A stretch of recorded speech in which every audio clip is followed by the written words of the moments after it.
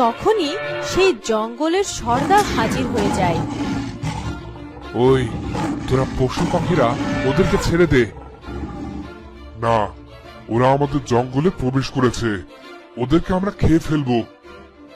আমি এই জঙ্গলের সর্দার, আমি তোদেরকে আদেশ করছি, ওদেরকে। তুমি জানো সুরানি আমার রূপমতিকে আমার মায়ের সম্পর্কে মিথ্যা বুঝিয়ে তাকে আমাদের শত্রু বানিয়ে দিয়েছে। কি বলছো কি রাজপুত্র? সে আরো বলেছে রূপমতির মাকে হত্যা করেছে। কিন্তু রূপমতির বাবা তো প্রতাপগড়ের রাজা সুনীল শাহ, আর তার মাও তো সেই রাজ্যেই আছে, আর সে জীবিতও আছে। সুরানি আমার আর আমার মাকে ওর কাছে শত্রু বানানোর জন্য এসব মিথ্যা কাহিনী ওকে বুঝিয়েছে। তাহলে এবার কি করবে রাজপুত্র? প্রথমে আমার মাকে এই প্রাসাদ থেকে অন্য জায়গায় নিয়ে রাখতে হবে, না হলে ওই সুরানি যখন তখন আমার মাকে ক্ষতি করতে পারে। কিন্তু মা কি মহারাজকে ছেড়ে যেতে রাজি হবে? সে ব্যবস্থা আমি করছি।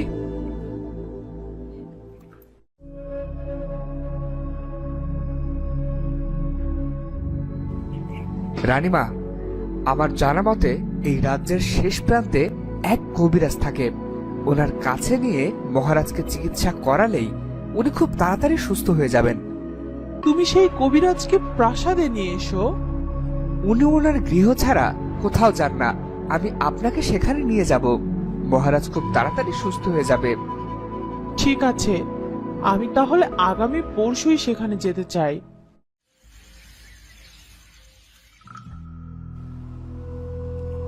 শুও, এই শুও, আমি একটু বাগানে যাচ্ছি ফুল আনতে।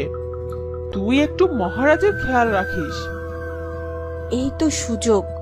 ধূপ বাইরে গেলেই তাকে প্রহরীদের দিয়ে ধরে নিয়ে একেবারে বলি দিয়ে দিতে হবে। কিরে, কিছু বল, চুপ করে আছিস কেন? হ্যাঁ দো, তুমি যাও, আমি সব খেয়াল রাখবো। দাসী, যাও, কিছু প্রহরীকে বলো দৌড়ানিকে ধরে নিয়ে গভীর জঙ্গলে নিয়ে যেতে, আর বাকি কাজ ওরাই করে দেবে।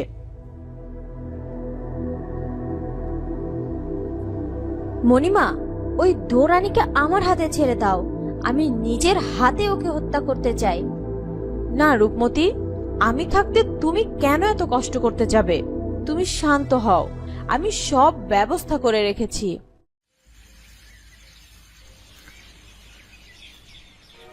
এ কি, তোমরা আমাকে কেন বন্দি করছো? আমি এই রাজ্যের রানী। মহারাজ জানতে পারলে কিন্তু তোমাদের সকলের গর্দান নেবে। সেটা আমরা বুঝে নেব। এই, তোরা ধর ওনাকে। আমাকে ছেড়ে দাও, কেন আমাকে বন্দি করছো তোমরা? তোদের এত বড় সাহস, তোরা রানীমাকে আক্রমণ করেছিস। আমি থাকতে রানীমার কোনো ক্ষতি তোরা করতে পারবি না। সরে যা, সরে যা তুই, না হলে তোকেও বন্দি করব। তাই নাকি? তাহলে আমার সাথেই যুদ্ধ কর।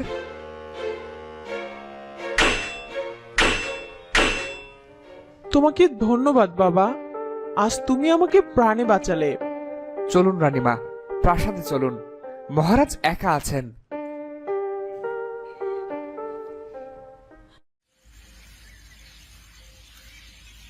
এই কি, দৌড়ানি তো আবার প্রাসাদে ফিরে এলো রানীমা। প্রহরীরা কোথায় দেখছিস না রাজপুত্র পাশে? রাজপুত্র নিশ্চয়ই ওই দৌড়ানিকে উদ্ধার করেছে। এ কি দৌড়ানি, তোমাকে এরকম দেখাচ্ছে কেন? কিছু হয়েছে নাকি তোমার? কিছু প্রহরীরা আমাকে আক্রমণ করেছিল, এই সেনাপতি আমাকে উদ্ধার করেছে। রানীমা, আপনি আপনার কক্ষে যান, আপনার বিশ্রামের প্রয়োজন। সৌরানী, আপনি ভুল করছেন। আমি শেষবারের মতো বলছি, আমার মাকে আর কোনো বিপদে ফেলার চেষ্টাও করবেন না, তাহলে আমি আপনাকে শেষ করতে দুবার ভাববো না। রাজপুত্র, আমি এসব কিছুই করিনি, তুমি শুধু শুধুই আমাকে ভুল বুঝছো। রূপমতিকে সত্যিটা বোঝাতেই হবে। তুমি আবার আমার কক্ষে ঢুকেছো? এত সাহস তুমি কোথায় পেয়েছো? এই কক্ষ শুধু তোমার না, আমাদের দুজনেরই। তুমি ধৈর্যের সীমা ছাড়িয়ে যাচ্ছ। যাও, এক্ষুনি এই কক্ষ থেকে বের হয়ে যাও। রূপমতি, ওই সুরানী তোমাকে মিথ্যা বলেছে, ভুল বুঝিয়েছে। তুমি একবার মনে করার চেষ্টা করো, আমি তোমার স্বামী। তোমার সাহস তো কম নয়। তুমি আমার মণিমায়ের নামে খারাপ কথা বলছো। এক্ষুনি তোমার মজা দেখাচ্ছি। তুমি এভাবে নিরস্ত্র কারোর উপর অস্ত্র না উঠিয়ে সাহস থাকে তো আমার অস্ত্রের মোকাবেলা করো। তুমি আমাকে মেয়ে বলে দুর্বল ভাবছো? ঠিক আছে, আমি তোমার যুদ্ধের আহ্বানে রাজি। শুরু করো তাহলে। ঠিক আছে, শোনো, তোমার এই কোমল হাতে শুধু চুরি মানাই, অস্ত্র নয়। মেয়ে বলে আমাকে তুচ্ছ করছো? তুচ্ছ নয়, তোমার হাতে অস্ত্র মানায় না। আর আমি আবারও বলছি, সৌরানী তোমাকে মিথ্যা বোঝাচ্ছে। তুমি সৌরানীকে বিশ্বাস করো না। তুমি এক্ষুনি আমার কক্ষ থেকে বের হয়ে যাও। আমি বারবার ব্যর্থ হয়ে যাচ্ছি। এত বছর ধরে আমি দুয়োকে এত শাস্তি দিয়েছি, তা ওর কিছুই হয়নি। ওর জন্য এবার আরো ভয়ঙ্কর কিছু করতে হবে। আরো ভয়ঙ্কর কিছু রানীমা? অপেক্ষা কর, সময় হলেই জানতে পারবি। এবার শুধু ওই সুরানী নয়, ওই বাদর রাজপুত্র, এমনকি মহারাজকেও শেষ করে দিতে পারবো।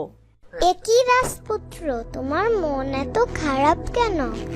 মাকে কিছু প্রহরী আক্রমণ করে ধরে নিয়ে যাচ্ছিল। আমি সময় মতো না গেলে মাকে আর খুঁজে পেতাম না। এসব কি বলছো? আমাকে যে করেই হোক আগে রূপমতিকে সব কথা মনে করাতেই হবে, আর আব্বা হুজুরকে সুস্থ করতে হবে। তারপর ওই সৌরানীর বিচার হবে।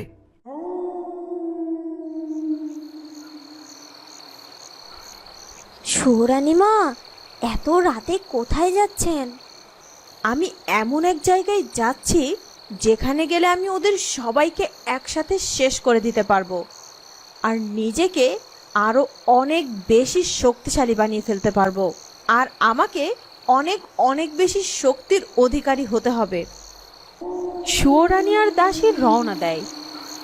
ওদিকে বানর সুয়োরানী আর দাসীর সব কথা শুনে ফেলে, আর সে রাজপুত্রের কাছে যায়। রাজপুত্র, মনে হয় আমাদের সামনে আরো অনেক বড় বিপদ। সুরানী এবার নিশ্চয় আরো ভয়ঙ্কর কিছু করবে। তুমি ঠিকই বলেছ। আমাদের আর দেরি না করে মাকে আর বাবাকে নিয়ে এই প্রাসাদ থেকে রওনা দিতে হবে। আর রূপমতি? সৌরানী রূপমতির কোনো ক্ষতি করবে না, আর আমি সঠিক সময় মতো সৌরানীর শাস্তি দেব। আর রূপমতিকেও ওই সৌরানীর মায়াজাল থেকে বের করে আনবো। আর তুমি এখন মায়ের কক্ষে যাও, আর মাকে পুরনো কথা মনে করানোর চেষ্টা করো। আর তুমি? আমি আসছি।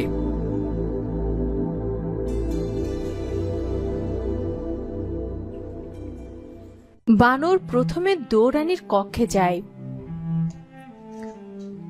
মহারাজের শরীরের কোনো পরিবর্তনই তো দেখতে পাচ্ছি না। সেনাপতি ছেলেটা খুবই ভালো।